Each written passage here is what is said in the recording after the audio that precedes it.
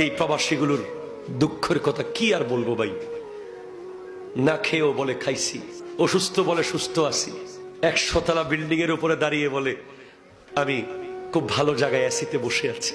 পরিবারকে যারা জীবন দিয়ে আগলে রাখে, আমার প্রবাসী ভাইরা, তাদেরকে আমরা সেলুট করি। এই টাকার মেশিনগুলো যখন আসে, অনেক পরিবারকে দেখেছি কোটি কোটি টাকা এই ব্যক্তি সারা জীবন পাঠিয়েছে, কিন্তু এয়ারপোর্ট থেকে লাশটা আনার মতো মানসিকতা পরিবারের নাই।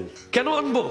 আরে ভাই, এই মানুষটা তো সারা জীবন তোমার পাশে বসে আলু ভর্তা খেতে পারে নাই, সারা জীবন তোমার পাশে বসে শুটকি দিয়ে বেগুনের তরকারি খেতে পারে নাই।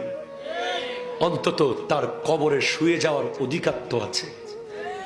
এমন নিষ্ঠুর কিছু পরিবার আছে যারা ওই টাকার মেশিনটাকে আর আনে না। মেশিন থেকে টাকা যখন বের হয়েছিল তখন সেটা ঠিক ছিল, মেশিন যখন আর টাকা দিতে পারছে না, তাকে কবরে পর্যন্ত রাখে না।